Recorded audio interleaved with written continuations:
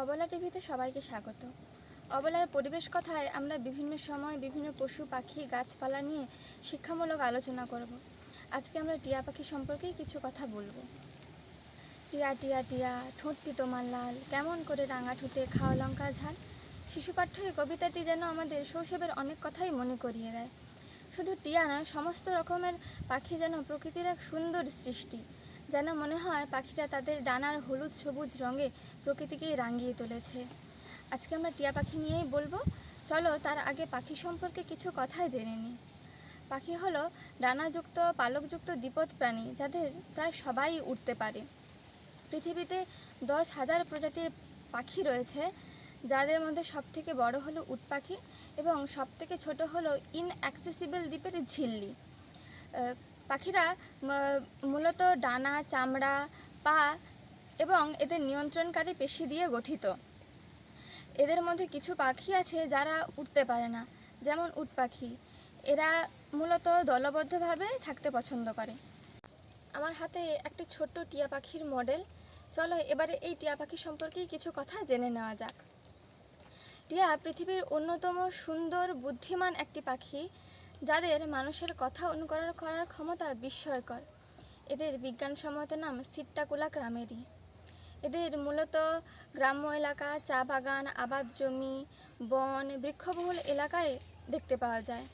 টিয়া পাখির খাদ্য তালিকায় প্রধানত ফল, ফুল, বীজ, দানাশস্য, লতাপাতা, মাঝে মাঝে পোকামাকড়ও থাকে।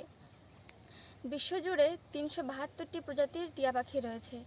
আমাদের গ্রাম বাংলা তথা ভারতবর্ষে যে সমস্ত প্রজাতিগুলো চোখে পড়ে, তাদের মধ্যে সবথেকে জনপ্রিয় এবং পরিচিত হলো এই সবুজ টিয়া। এদের কিছু বৈশিষ্ট্য হলো যাদের উজ্জ্বল সবুজ গায়ের রং, একটি বাঁকানো লাল ঠোঁট এবং হলদে সাদা চোখ, একটি লম্বা লেজও রয়েছে এদের। টিয়া পাখি প্রজননকাল সাধারণত জানুয়ারি থেকে জুলাই মাস পর্যন্ত বিস্তৃত থাকে। এই সময় এরা বাসা তৈরি করে, ডিম পাড়ে এবং বাচ্চা প্রতিপালন করে। এই সুন্দর সুদর্শন পাখিটি যে শুধু পরিবেশের সৌন্দর্য বাড়ায় তাই নয়, এদের রয়েছে পরিবেশের অনেক উপকারিতা। এই টিয়াসহ বিভিন্ন পাখি ফল খেয়ে দূর দূরান্তে তাদের বিষ্ঠার মাধ্যমে বীজ ছড়ায়, যেখান থেকে নতুন নতুন গাছ সৃষ্টিতে সাহায্য করে। এছাড়াও পক্ষী পরাগী বিভিন্ন ফুলগুলোতে পরাগযোগে সাহায্য করে, যা একটি গাছের বংশ বিস্তারে অত্যন্ত গুরুত্বপূর্ণ একটি প্রক্রিয়া। এছাড়াও টিয়াসহ অন্যান্য পাখি যারা পরিবেশের বিভিন্ন ক্ষতিকারক পোকামাকড় খেয়ে পরিবেশকে কীটপতঙ্গ থেকে মুক্ত করে। এছাড়াও খাদ্য শৃঙ্খল এবং বাস্তুতন্ত্রের ভারসাম্য রক্ষা করতেও এই পাখিটি খুব সাহায্য করে।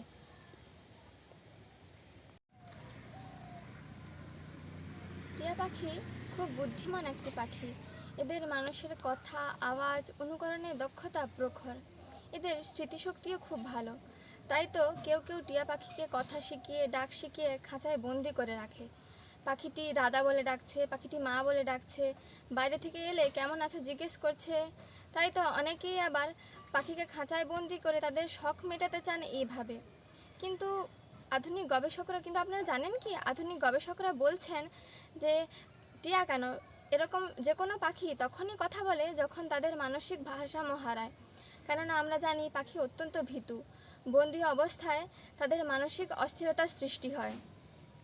আবার কেউ কেউ তাদের শখের বশে পাখিকে খাঁচায় বন্দি করতে তাদের নির্মমভাবে তাদের ডানা কেটে দিচ্ছে, তাদের পালক ছেঁটে দিচ্ছে, তাদের বাসা ভেঙে তাদের গাছ থেকে নামিয়ে আনছে, বিভিন্ন অঙ্গ প্রত্যঙ্গ কেটে তাদের পঙ্গু করে দিচ্ছে, যা বন্যপ্রাণ সংরক্ষণ আইনে কঠোরভাবে নিষিদ্ধ। এবং এই আইন অনুযায়ী টিয়া পাখি পোষা, ধরা, বন্দি করা, বিক্রি করা কঠোর দণ্ডনীয় অপরাধ। এক্ষেত্রে 2022 সালে সংশোধিত বন্যপ্রাণ অনুযায়ী সর্বোচ্চ 7 বছরের জেল এবং একই সঙ্গে 5 লক্ষ টাকাও জরিমানা হতে পারে। এই আইন যে শুধু টিয়া পাখির ক্ষেত্রে প্রযোজ্য এরকমটা নয়, সমস্ত ভারতীয় পাখি যেমন শালিক, ময়না, কাকাতুয়া থেকে শুরু করে সমস্ত এই ধরনের ইন্ডিজিনাস বার্ড অর্থাৎ সমস্ত ভারতীয় পাখির ক্ষেত্রে এটি প্রযোজ্য। আমরা জানি যে বিভিন্ন সময় আমরা আমাদের গ্রাম্য এলাকা থেকে শুরু করে শহর কিংবা বিভিন্ন সময় বিভিন্ন মেলা বসে, সেখানে অনেকেই পাখি বিক্রির জন্য আসেন। আবার আমাদের কিছু স্থায়ী দোকানেও এইসব দেশজ পাখি যেমন শালিক, ময়না, টিয়া এইসব পাখি বিক্রি হয়, যা সম্পূর্ণভাবে কঠোর দণ্ডনীয় অপরাধ এবং নিষিদ্ধ। এই অপরাধমূলক কাজকর্ম যদি কেউ দেখতে পান, খুব শীঘ্রই স্থানীয় প্রশাসন, বন দপ্তর, পুলিশ এবং অবলাকে খবর দিন। আপনার পরিচয় সম্পূর্ণ গোপন রাখা হবে এবং আপনার এই ছোট প্রচেষ্টাই একটি পাখিকে বাঁচাতে পারে এবং এই সমাজকে বাঁচাতে পারে। আপনার প্রচেষ্টার জন্যই সমাজ আবার নতুন করেও গড়ে উঠতে পারে। তাই কেউ ভয় পেয়ে পিছিয়ে না থেকে এগিয়ে আসুন আমাদের নতুন করে সমাজ গড়ার জন্য। তাই আসুন, আমরা টিয়া কেন, কোনো পাখি পুষবো না, ধরবো না, বন্দি করবো না, মারবো না। আমাদের শপথ হোক এই কবিতাটির মতো, পাখি যত শত শত প্রকৃতির রঙিন উপহার, পুষবো না, মারবো না, হোক মোদের অঙ্গীকার। আজকে আমরা আমাদের আলোচনার একদম শেষাংশেই পৌঁছে গেছি।